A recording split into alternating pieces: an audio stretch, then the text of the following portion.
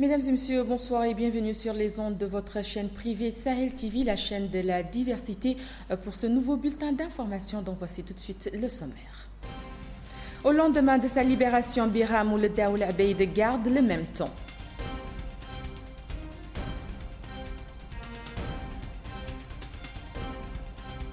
La Banque mondiale et l'Université de Nouakchott ont organisé aujourd'hui à Nouakchott une table ronde sur la stratégie de coopération avec notre pays. Et puis une journée d'information sur la zone franche de Nouadhibou organisée ce matin à Nouakchott.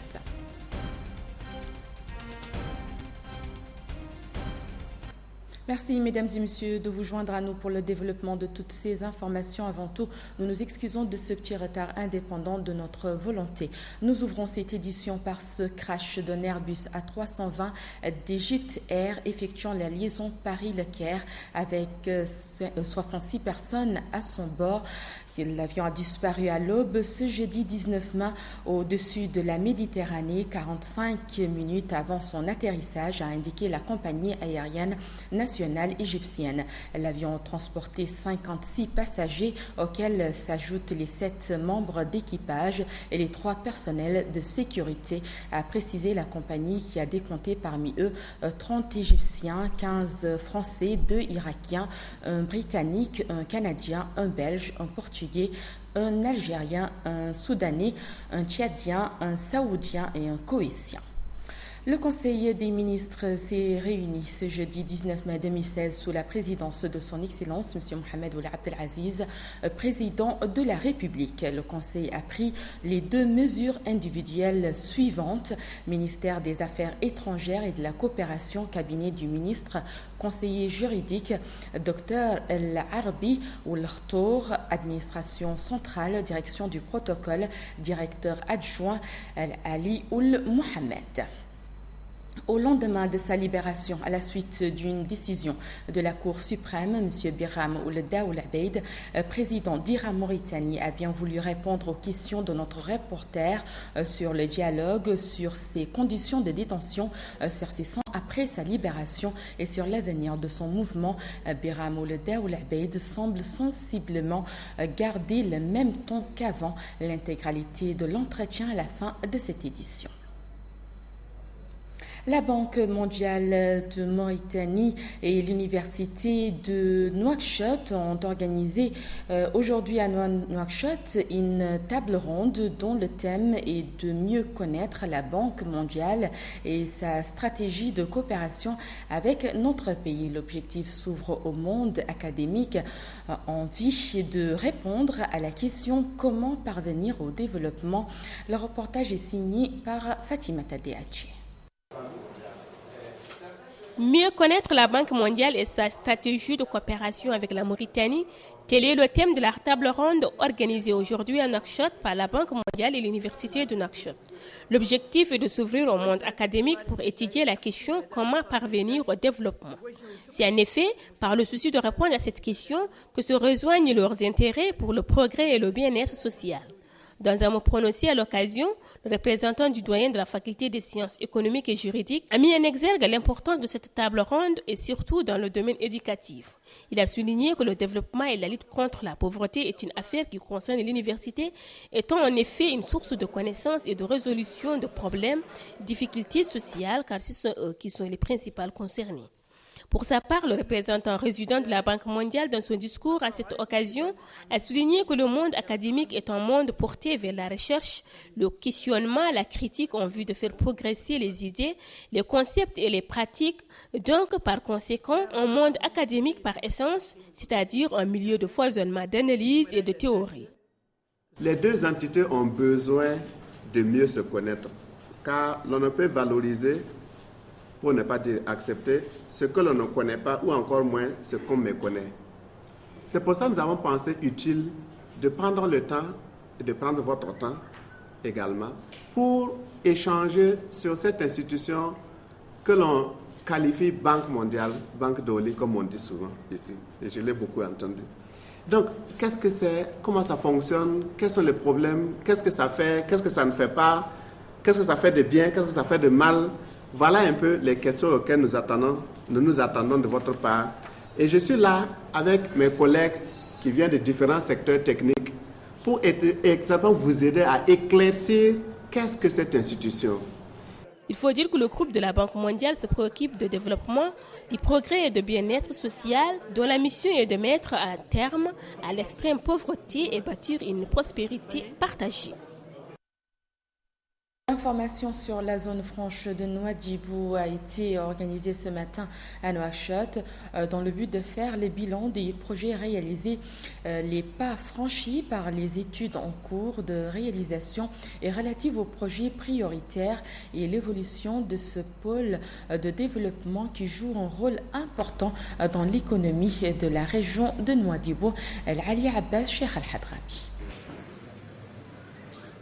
Bilan et perspectives est le thème de cette journée d'information organisée aujourd'hui dans la Chambre de commerce, d'industrie et d'agriculture de Mauritanie par l'autorité régulateur de la zone franche de Nouadhibou en présence de plusieurs investisseurs et acteurs économiques et touristiques.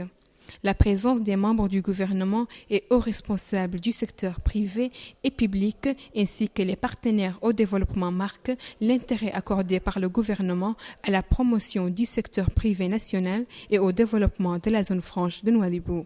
À cette occasion, le président de l'autorité de la zone franche de Nouadhibou, M. Mohamed Ouleddaf, a fait la présentation du rapport d'activité 2015 qui a porté sur le bilan des projets réalisés, les pas franchis par les études en cours de réalisation et relatives aux projets prioritaires au cadre juridique et institutionnel de la zone franche. À la création du port en eau profonde et du nouvel aéroport, au développement des secteurs halieutiques et touristiques et aux défis auxquels ils sont confrontés, c'était également l'occasion de visualiser un film documentaire sur le projet du port en eau profonde et de fournir un produit complet des réalisations de ce projet. L'objectif de cette journée est de mettre en exergue l'évolution de ce pôle de développement stratégique à Nouadhibou, la capitale économique, et simultanément de discuter du rapport annuel de la région pour l'année 2015 et les perspectives de son travail.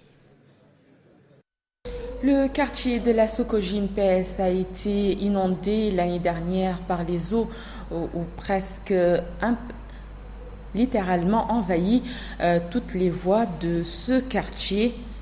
Les habitants ont d'énormes difficultés tant dans les maisons que dans les rues. Ils se déplacent avec beaucoup de peine et sont obligés de barboter pour se déplacer. Pire encore, ils se déplacent en se bouchant le nez pour ne pas sentir les odeurs nauséabondes, en plus des ordures qui sont exposées partout sur les routes dans leur quasi-totalité.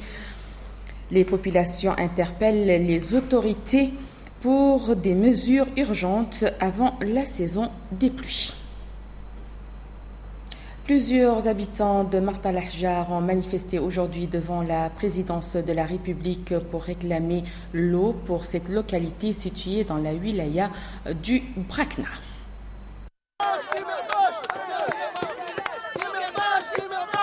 Tel est le slogan des manifestants contre la soif qu'ils endirent en cette période de canicule. Les habitants de la ville de Marta Lahjar, au centre du pays, ont procédé aujourd'hui à un sitting devant les locaux de la présidence. Ils ont tenu à cette occasion à dénoncer le manque cruel en eau potable dans leur ville. Face à cette situation, les manifestants ont demandé à ce que les autorités administratives et les élus locaux prennent des mesures sérieuses pour mettre fin au calvaire des populations, explique un habitant de la ville qui a pris part à la manifestation. Nous rappelons que les manifestants ont tenu également à signifier leur étonnement devant le silence et la négligence des autorités face à cette affaire. Comme je vous le disais au début de ce journal, à présent, voici l'intégralité de l'entretien qu'a accordé M. Biram Daoul Abeid, président d'IRA Mauritanie, à notre reporter Mohamed Lamine Oul-Seyidi. M. Biram Daoul Abeid, président du mouvement IRA, vous venez d'être libéré d'une détention qui a duré quelques mois. Et après avoir été jugé une première fois, puis une deuxième fois, quel est votre sentiment et quelles sont vos appréciations pour cette libération prise bien sûr par la Cour suprême? Notre sentiment est le sentiment de la victoire. Une victoire gagnée de haute lutte. contre un pouvoir dictatorial qui a inféodé le pouvoir judiciaire et l'a instrumentalisé pour nous envoyer en prison pour 2 années fermes, de manière illégale, arbitraire. Et nous avons, par la résistance, obtenu notre acquittement. Et je précise que ceci est une défaite à résonance nationale et internationale pour le pouvoir de Mohamed El Abdelaziz, qui est épinglé sur toutes les tribunes internationales du monde à propos du dossier de l'esclavage de Ira-Mauritanie et de Biram Abeid. Monsieur le Président, vous êtes devenu sans doute un leader politique et votre libération coïncide à un dialogue politique qui sera très bientôt. Que pouvez-vous apporter justement pour ce dialogue? Moi, je ne peux pas appeler dialogue les tergiversations, les manœuvres et les manigances calculées de Mohamed El Abdelaziz et ses laudateurs autour de lui. Ceci n'est pas un dialogue. Ceci est une manœuvre qui ne fera pas long feu et qui ne vise qu'à tromper davantage le peuple mauritanien. Le vrai dialogue dans lequel Ira va apparaître et va être un acteur, c'est un dialogue qui doit avoir beaucoup de préalables. Et quels sont ces préalables? La question de l'esclavage, la question de la discrimination contre les Haratim, la question de l'institutionnalisation de la discrimination contre les Haratim, la question du racisme et du passif lourd dû à la tentative de génocide qui a endeuillé les Noirs de Mauritanie. Donc, en un mot, la refonte de l'État mauritanien sur des bases égalitaires, justes et équitables, ce qui n'est pas le cas jusqu'à maintenant. Monsieur le Président, oui. Vous avez été absent pendant 18 mois. Comment trouvez-vous l'état de vos militants de vos militants et comment vous les avez trouvés? Malgré les tentatives du pouvoir mauritanien et des services de renseignement de nous porter un coup dans le dos lorsque nous étions en prison en utilisant toutes sortes d'indicateurs et de transfuges, Ira est resté le mouvement le plus vigoureux, un mouvement populaire, un mouvement d'idées, un mouvement des droits de l'homme, un mouvement politique.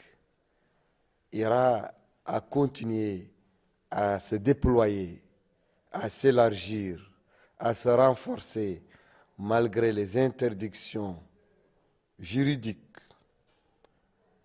malgré les excommunications, malgré les embûches de tout genre que le pouvoir dresse sur notre chemin. La preuve, vous l'avez constaté, le jour de notre sortie de prison, où des dizaines de milliers de citoyens mauritaniens, de militants d'Ira, nous ont accueillis et nous ont accompagnés jusqu'à nos domiciles. Toutes ces personnes sont le reflet de plus d'engagement de Ira, de plus de détermination de ce mouvement et surtout de la pertinence de nos positions et de l'ascension toujours grandissante de nos idées, de nos méthodes et certainement l'avènement dans peu de temps de notre projet de société.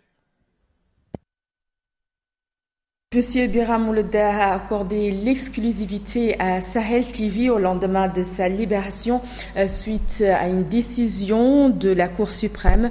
Monsieur Biram Ouleda, président d'IRA Mauritanie, a bien voulu répondre aux questions de notre reporter Mohamed Lemine Seyidi sur le dialogue, sur les conditions de sa détention, sur ses sentiments après sa libération et sur, bien entendu, l'avenir de son mouvement. Et c'est sur cette interview, mesdames et messieurs, que prend fin cette édition. Merci à vous de l'avoir suivi. Un grand merci à toute l'équipe technique et rédactionnelle.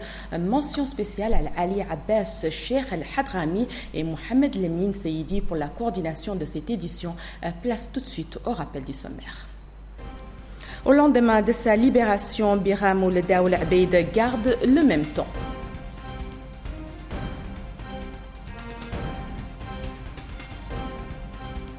La Banque mondiale et l'Université de Nouakchott ont organisé aujourd'hui à Nouakchott une table ronde sur la stratégie de coopération avec notre pays.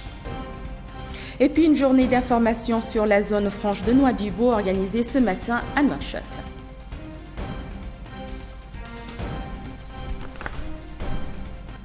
L'information continue sur notre site www.sahel.tv. Quant à moi, il me reste plus qu'à vous souhaiter de passer d'excellents moments en compagnie des programmes de votre chaîne privée Sahel TV.